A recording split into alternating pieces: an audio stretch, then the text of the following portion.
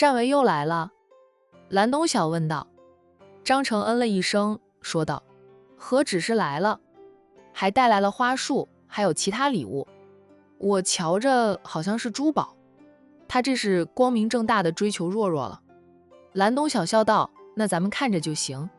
若若不是恋爱脑，他想追到若若，还得看杨太怎么做。若是一直是我蓝氏的对手，他和若若就只能一直这样下去了。想结婚怕是很难，若若会防着他，他也会防着若若，这样的婚姻没有意思。战维的原生家庭你们去了解过吗？张成忽然问道。我对若若虽然没有爱意，好歹我们两家熟识，我也和若若相过亲，还是希望她能嫁个好人家的。咱们都是要门当户对的，在外面玩玩的话，可以不在乎女方的原生家庭，一旦要结婚，他们必定选择与他们门当户对的千金小姐，那样不仅仅是生意上的强强联手，还有他们生活的圈子一样，层次一样，眼界见识都一样。蓝东晓说道，我爸妈去了莞城旅游，会亲自了解一下战维的原生家庭，是否真如他说的那么好。哦，他是莞城首富战家的少爷。莞城首富战家这一代共有9位少爷，是堂兄弟加一起的，战为亲兄弟3个。他是最小的，若在堂兄弟之间排序，他则是排第7，在莞城别人称他7少。这么说他本身就是豪门阔少了，怪不得他接管了杨太后，几年时间就让杨太盈利，还让杨太一跃成为可以跟你们蓝氏竞争的对手。杨太的老板是真的捡到宝了，什么都不用操心，坐着收钱，收到手软，从快要破产到身家几个亿，杨太的老板绝对是躺赢第一人。当然了，常总也是心胸宽广，特别信任战维，公司的大小事全都交给战维，让战维在公司一言堂。杨太虽然是长啸创建的，但经营了多年后，长啸发现自己其实不适合经商，老天爷给他送来了战维挽救他的杨太，他巴不得当个甩手掌柜，他也真的是甩手掌柜，什么都不管。战维叫他一起去见客户，他都溜得比兔子还快。我就说战维的家庭肯定不会差的，他的气度比我都要好。张成自认是不如战维的，承认战维比自己优秀，事实上人家是比他优秀吗？蓝东晓嗯了一声，他也是有同感，不过以前没有想过去打听战维的原生家庭，不过是生意上的对头，他们又都是光明正大的斗，并不会在背后耍手段，不会牵扯到双方的家人，他又何必去了解战维的原生家庭？现在不一样了，战维喜欢妹妹，妹妹也喜欢战维，两个人肯定会解决横在他们之间的难题，就会结婚，那就得了解一下战维的原生家庭了。莞城的战家我多少都听说过，千亿豪门，与你们蓝家那是门当户对，就是两地离得太远，几千公里呢。阳城属于北方，莞城那是南方，两地的生活习惯也有很大的差异。听说莞城的冬天都不会冷，而阳城入秋了都要穿2件衣服了，入冬那是会下大雪的。哪怕不同一个国家，只要他们真心相爱，我们都能接受，更不要说还是一个国家，只是不同省不同市而已。现在交通方便，坐飞机坐高铁都能当天到达的，距离远不是问题。蓝东晓看得很开，张成打趣他，东哥这是迫不及待想嫁妹吧？蓝东晓笑，若若快30岁的人了，再不嫁，我们一家人都操着心。她是当大姐的，她不嫁，底下的那些妹妹也不想嫁。我爷爷愁得很，他们当孙子的爷爷倒是不着急，爷爷说男人年纪大一点更成熟，沉稳是最有魅力的时候。他们兄弟只要想结婚，多的是女孩子想嫁他们。爷爷就是愁孙女们的婚事，说女孩子随着年纪大了，就容易被别人挑，想找个真正的优质男也很难了。因为优质男都被年轻女孩子挑走了。那些世家大族，往往在孩子10几岁大的时候，就开始瞄准谁了，然后刻意让2个孩子成为青梅竹马，培养感情，长大后顺理成章结婚。在他们这个圈子里，好男人往往不会流入市场，好女孩也是。蓝若若不是没有被世家大族的长辈相中，是她有个性，不想让长辈们掌控她的人生，坚决不走长辈们铺好的路，坚持要自己找。蓝老又是最疼爱长孙以及长孙女，宠着兄妹俩，这一宠就宠得蓝若若成了大龄剩女。这下子蓝老开始着急了，主要是像占为这么优质的男人，不赶紧霸住，容易被人抢走的。张成想到不少千金小姐喜欢占为，点头说道：若若的情敌会很多，多怕什么？若若才不怕呢。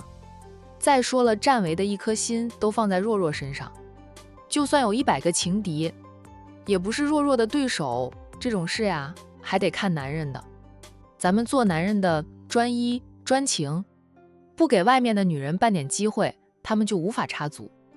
正所谓一个手巴掌拍不响，那些出轨的情侣或者夫妻，往往是他们本身就有出轨之心。占为不用怕，我听说了，管成占家的男人都很专情的，只要他们结婚了，就会忠于家庭，忠于婚姻。听说不少名门千金都想嫁入占家，占家的家风极好，长辈都很开明，不会过多干涉晚辈的事，而他们培养出来的儿郎又个个都是人中龙凤，那是最让人羡慕的家族。张成知道管成占家的事，都是从家里长辈那里听来的，长辈们都羡慕占家的孙儿，个个都是人中龙凤，能够独当一面，随便拉一个出来都可以当接班人的那种，着实让他们这些大家族的长辈羡慕嫉妒恨呀。而且占家又都是生儿子，这让那些人丁不够兴旺的家族越发的羡慕嫉妒恨。当然了，对于占家来说，他们盼女儿也是盼到望眼欲穿，盼了一代又一代。人生呀，没有几个人能十全十美的，总会有些遗憾，有些无法如愿的。张成颇为羡慕地道，占为很快就能结束单身了，而我还单着。本来打算好好和若若培养一下感情的，结果被占为横插一脚。蓝东晓黑眸闪烁，说道：你依然可以追求我妹妹的。若若还没有接受占为的追求，他们俩还不能说是男女朋友，你还有机会可以和占为公平竞争。你去追求若若，还能让占为紧张害怕，促进他们俩的感情。等他们俩结婚了，我保证给你包一个大大的红包，酬谢你。蓝东晓就想两人快点有个结果，不要再拖下去。占为31岁，妹妹29岁，再拖几年，占为倒是无所谓。30几岁的男人成熟沉稳，正是一枝花的时候。女孩子过了30岁，别人就显老的了。婚后再怀孕生娃，成了高龄产妇。张成，东哥，你明知道若若喜欢的是占为，还叫我去追求若若，我现在没有行动，因为和若若吃过饭，相过亲，出席过宴会，占为是我为情敌了。我继续那样下去，非但追不到若若，还会被占为当成一辈子的情敌。他可是占家的七少爷，不是普通的打工者，我不想结仇。张成说道：我要为我张家考虑。以前不知道占为的真实身份，只以为他是一个打工者。看到占为那么厉害，张成都不敢轻视占为。如今知道占为的真正身份了，他更不敢轻视占为，无法成为朋友，也不想成为占为的敌人。蓝东晓说他：张成，你也太没胆了吧。不是我没胆，是我和若若都不来电，没有必要去做那样的事，无端为自己招来一个敌人，不值得。除非东哥有什么好处意我，一个红包是不行的，一个红包能装多少钱呀？除非塞满支票。蓝东晓，算了，活该你单身。张成反驳的道，说的你是情场老手，结束单身似的。蓝东晓语塞，咱们呀是50步别笑100步，行了，咱们谈正事吧，合作的事。本来是他和蓝若若交接的，碍于战维正在追求蓝若若，张成不想当电灯泡，便要求蓝东晓接手了他和蓝东晓谈合作的事。这边2个人谈着生意上的事，那边的战维刚得到允许，可以进入蓝若若的办公室。蓝若若已经将所有需要他签字的文件处理好，交给了秘书。在战维进来时，他又关上了电脑。虽然知道战维不会偷看他的电脑，他还是防着他。目前他们还是生意上的竞争对手，哪怕他对战维也有感情，他都防着他。蓝若若往后靠着椅子，忙碌了一天，也累了，靠着椅子放松放松。他看着战维抱着花束走过来，一身西装革履的他，如同童话故事里的白马王子一般向他走来，鲜艳的花束递到了他的面前。若若，忙完了吧？这束花送给你，鲜花配佳人，与你最是般配。在蓝若若接过花束后，战维又将买来的珠宝递给他，说道：我觉得这套珠宝很适合你，便买了下来，你打开来看看，喜不喜欢？蓝若若放下了花束，接过了锦盒，打开来看，一整套的，款式简洁大方，还真是她喜欢的款式。她就喜欢简洁大方的，要不要我帮你结起来？战维体贴地问，很想看到她佩戴的效果。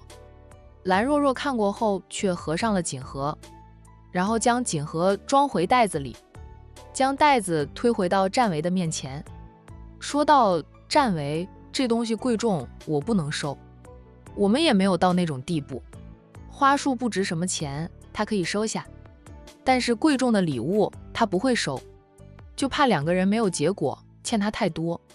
战维深深地看着他，说道：若若，我在追求你，男人追求女人都会送点礼物，我套珠宝也不贵，就10来万，我想可能是你所有珠宝中最便宜的了。不是他不想送好的，是知道他不会收。等2个人确定了关系，他回一趟老宅，巴拉他妈收藏的那些名贵珠宝送2套给若若。反正母亲说了，他珍藏的珠宝是分给3个儿媳妇的，早晚都是若若的，就提前从母亲那里要2套过来送给若若。母亲很乐意的，不便宜了，10几万一套的珠宝，对于很多人来说贵重的很。战维，你不需要给我送礼物的，咱们没到那种关系，除了花束，其他礼物我都不会收。蓝若若直视着战维，战维，我们万一没有结果，你应该懂我的意思。战维认真的道：若若，相信我，我会解决咱们之间的问题。就像我大嫂说的，就算我们是同行，也不一定要成为敌人的，同样能成为合作伙伴。蓝若若坚决不肯收下珠宝，战维无奈，只得说道：我先帮你保管，等你肯收了，我再送过来。好歹他愿意收下花束，还是有希望的。若若，我能请你吃饭吗？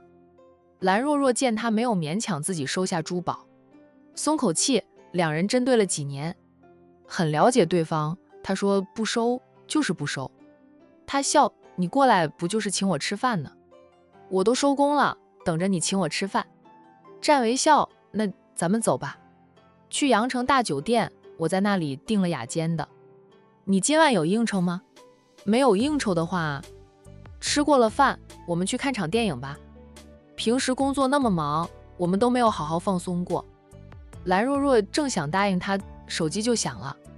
他掏出手机看了来电显示，是他高中的班长打来的。他毕业后与各个阶段的同学来往甚少，主要是他工作太忙。以前读书他并没有走特殊，像正常人那样按部就班，一级一级升上去。毕业之前，他的老师和同学们都不知道她是阳城蓝家的大小姐，天之娇女。等知道她原来是蓝家的大小姐，毕业后就进了自家公司，从底层做起。同学们意外之时，有些人想抱她大腿，被她以工作太忙拒绝了同学们的邀约。这么多年来，她与同学们的来往是真的不多。同学聚会，聚会地点若是在阳城，他能挤出时间就会去露个面，跟大家聚一聚。有些同学能力不错，他想将他们网罗进蓝氏集团，这才是他愿意参加同学聚会的原因。战维，我接个电话。战维微笑，示意他听电话。蓝若若当着战维的面接听高中班长打来的电话。他的高中班长是女的，以前还在学校时，两个人有一段时间关系极好。但上到高三后，班长因为和蓝若若宿舍的一位同学闹了矛盾，后面连蓝若若都不搭理了。高考时，班长考失手，不如蓝若若，蓝若若考上985，班长只上了个普通大学，之后有好几年没有联系。蓝若若听其他同学说，班长在高考成绩出来后，在背后骂了蓝若若一段时间，那是不甘，是嫉妒恨，所以蓝若若对班长没有好感了。前2年同学聚会，两个人都成熟了很多，班长向蓝若若道歉，两个人明面上算是过去了。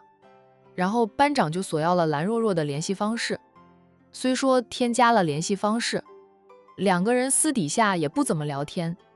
蓝若若的朋友圈都不对班长开放，添加了联系方式，主要是为了方便同学聚会的联系。组织同学聚会往往是班长组织的。老班长，有事？蓝若若语气轻松，问着电话那边的班长。班长在电话里笑道：若若，我有个不请之求。什么不请之求？说出来听听。若是我能满足你的请求，我一定满足你。旁边传来小孩子的哭声。蓝若若听到班长在说：宝贝，别抢妈妈的手机。那孩子在呀的，还不会说话，应该是几个月大吧。蓝若若好奇地问班长：你什么时候生的娃？是儿子还是女儿？多大了？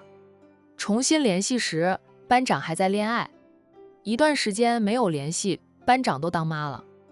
蓝大小姐忽略了她的一段时间其实是几年。班长在电话里笑道：去年10月生的，是个闺女，现在8个月大，老喜欢抢手机，看到我打电话就要抢手机，但手机屏幕不亮了，她又不要。真聪明，肯定很可爱吧？你结婚怎么不说一声，我好去喝喜酒呀？班长有点不好意思地道：我是肚子大了才结的婚，没有办婚礼，就领了个证，有点遗憾。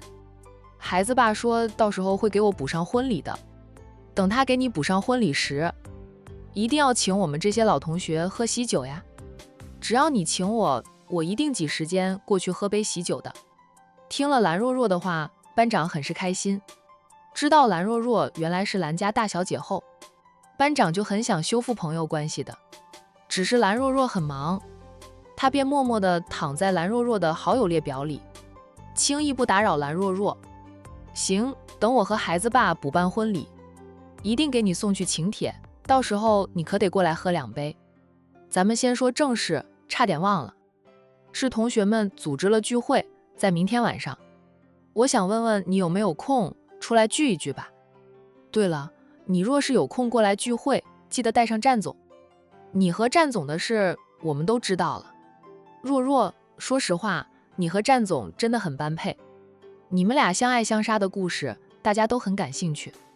蓝若若看向对面的帅哥，战维眨眨眼，与他有关吗？他忽然看他。蓝若若说道：聚会地点，为了方便你过来，大家一致选定了阳城大酒店。你天天都会去阳城大酒店，没问题吧？蓝若若豪爽的道：行，那明天晚上见，我请客。大家那么想见一见战总，我满足大家。明天晚上的应酬我都推了，带上战总过去给你们瞧瞧。真人比相片更帅，更有风度，男性魅力爆棚。等蓝若若结束通话后，战维问他：你老同学叫你带上我去聚会？对啊，咱们传了绯闻，不少人都好奇得很。既然我的老同学们那么好奇，咱们就满足他们，你又不是拿不出手，带你过去让他们见识见识什么样的男人才是优质男。